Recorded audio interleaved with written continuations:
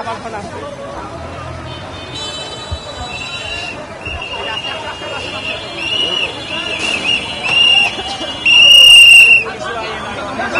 আবার কিন্তু এই পাশে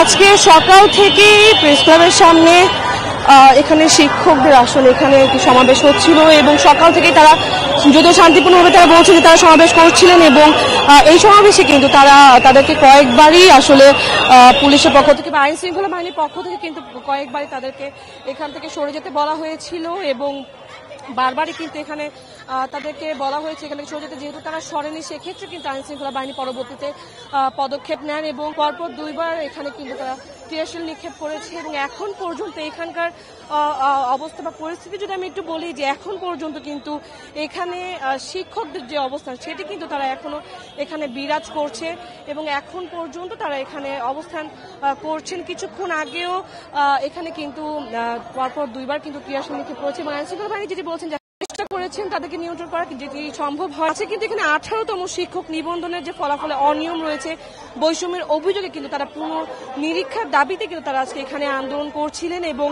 18তম শিক্ষক নিবন্ধনের চূড়ান্ত ফলাফলে বিচ্যুতি ও বৈষম্যের অভিযোগ তুলেই কিন্তু তারা এই দাবি জানিয়ে কিন্তু চাকরি প্রত্যাশীরা যারা রয়েছেন তারা কিন্তু এখানে আন্দোলনরত আছেন এবং কিছুক্ষণ পরপর আমরা যেটা দেখছি যে এখানে কিন্তু আসলে কিছুক্ষণ পরপর পাল্টা ধাওয়া চলছে এবং আইনশৃঙ্খলা বাহিনী থেকে তারা যথার্থ চেষ্টা করছে পরিস্থিতি সামলানোর জন্য এবং পরিস্থিতি আসলে নিয়ন্ত্রণে আনার জন্য, যেটি আসলে এখানে এখন পর্যন্ত আমরা দেখেছি যেটি আসলে সম্ভবপর হয়নি এবং কয়েকজনের উপরে আসলে আমরা লাঠি চার্জের ঘটনাও কিন্তু দেখেছি।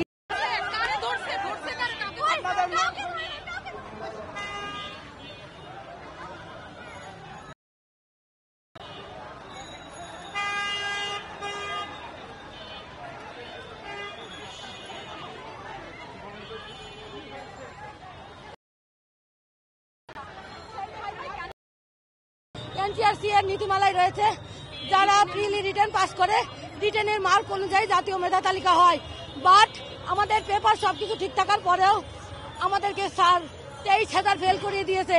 কোন আইনের মাধ্যমে স্যার আমাদেরকে অবাঞ্ছিত ঘোষণা করেছে?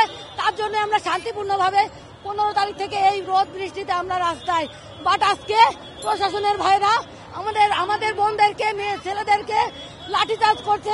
মা বোন নেই, আমরা জুলাই আন্দোলনে অংশগ্রহণ করেছি বৈষম্য দূর করার জন্য, কিন্তু আমরা কোন বাংলাদেশে এসে পড়লাম যেখানে বৈষম্যের শিকার।